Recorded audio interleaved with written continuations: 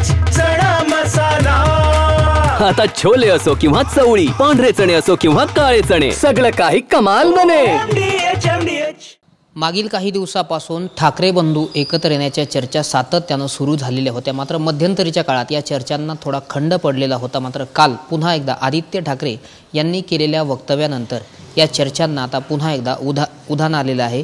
आदित्य ठाकरे यांनी केलेल्या विधानावरती बोलण्यासाठी आपल्यासोबत मनसेचे नेते प्रकाश महाजन सर आहेत. सर, कसं पाहता आदित्य ठाकरेंनी जे काल विधान केलं की महाराष्ट्राच्या हितासाठी आमच्यासोबत कोणीही येत असेल तर त्याचं स्वागत करू, तो कुठलाही नेता असो किंवा कुठलाही पक्ष असो?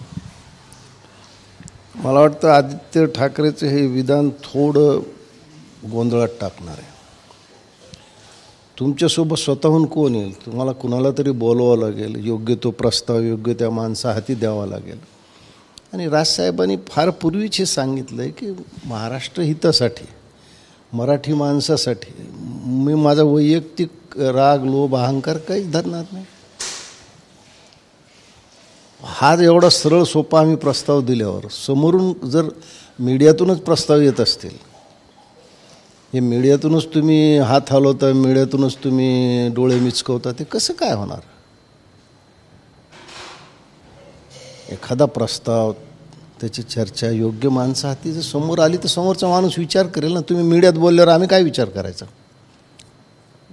यासाठी योग्य माणूस कोण आहे असं वाटतं तुम्हाला? मला वाटत नाही. आता पर्टिक्युलरली त्याने आमचं नाव घेतलं का आदित्य ठाकरेनं की महाराष्ट्राच्या हितासाठी आम्ही कोणाला सोबत जायचं? तुम्ही पर्टिक्युलर आमचं नावही घेत नाहीत किंवा मनसे आली तर आम्हाला चालीत असंही म्हणत नाहीत.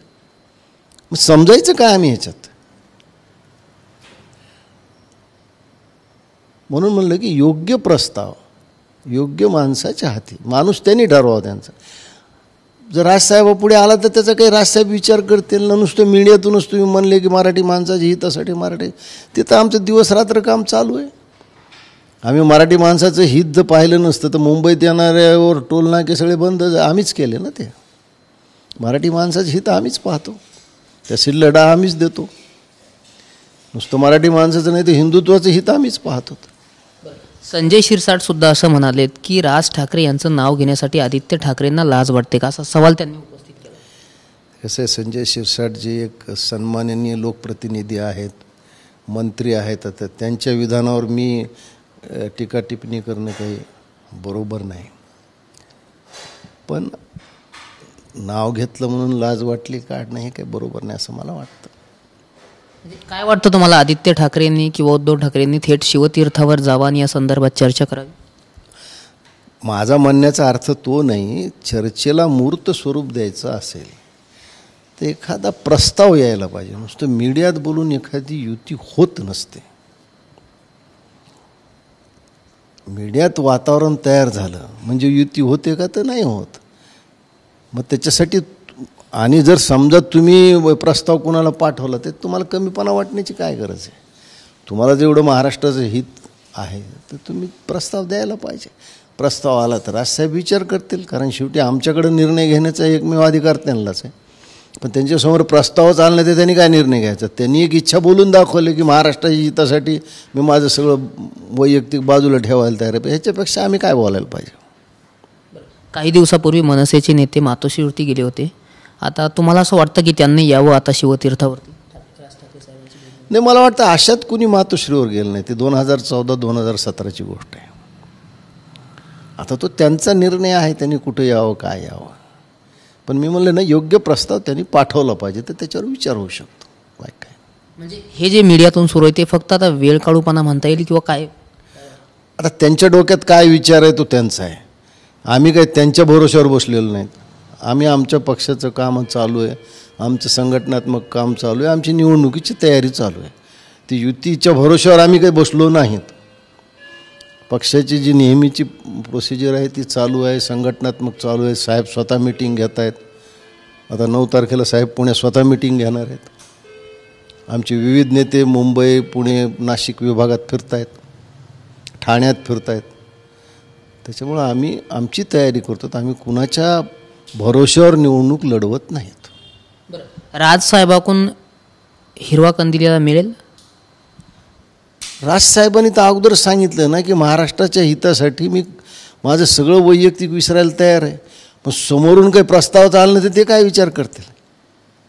समोरून योग्य प्रस्ताव यायला पाहिजे, एवढीच आमची इच्छा आहे. बाकी काय. आता पहिली टाळी कोणी द्यायला पाहिजे असं वाटतं तुम्हाला? टाळी हा आता एक म्हणजे काय चेष्टेचा विषय झाला. टाळी ह्या शब्दावर मला प्रतिक्रिया सुद्धा द्यावं वाटत नाही. इतका चेष्टेचा विषय झाला. म्हणजे यासाठी योग्य तो पुढाकार कोणी घ्यायला हवा असं वाटतं? आता ते त्यांनी ठरवलं पाहिजे. ज्यांना गरज आहे त्यांनी ठरवलं पाहिजे. चालेल वाटतं. म्हणजे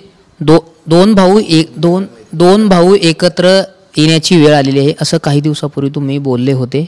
हीच ती वेळ म्हणावी लागेल? मी काय म्हणलं की राजकारणात 1 आणि 1 11 होतं.